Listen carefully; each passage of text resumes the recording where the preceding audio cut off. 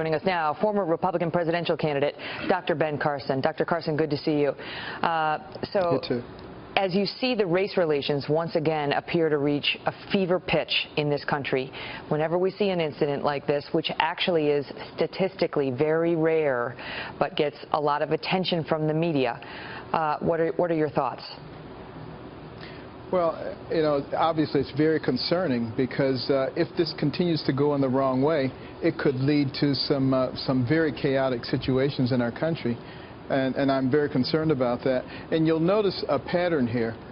Usually you have some protests the first night after something like this. By the time the second night rolls around, it becomes violent because by that time the sharks have smelt the blood in the water.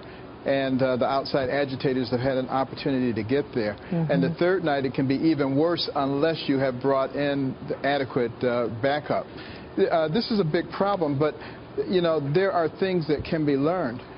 For instance, in the case in North Carolina, why not release the tape? Maybe it's not definitive, but why have everybody speculating and attributing the worst possible motives to everyone? Dr. Carson, just want to stand you by, because what we're seeing here is the protesters confronting some National Guardsmen here on the steps of what facility, I cannot tell you.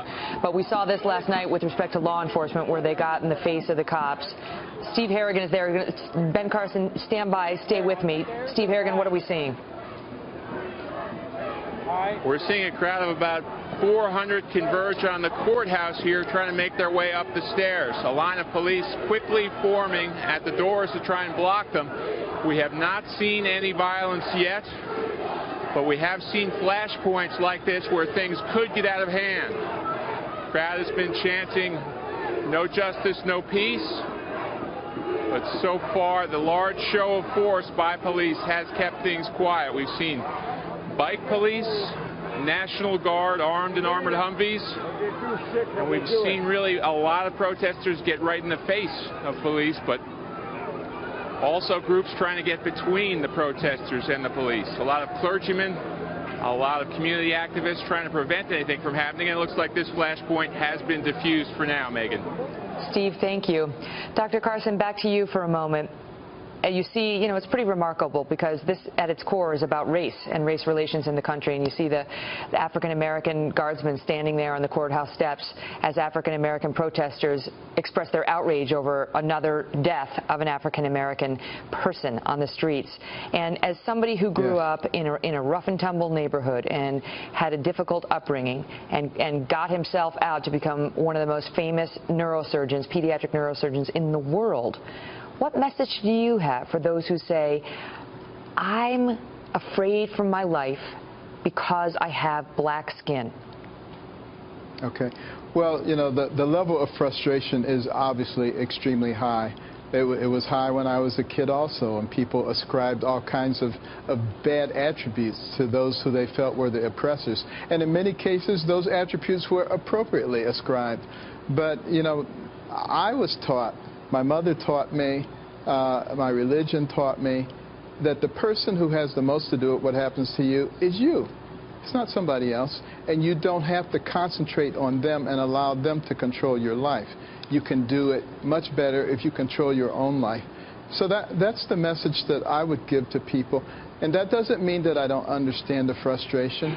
But the problem is, if you are always acting out of frustration, do you really think that that's going to solve the problem?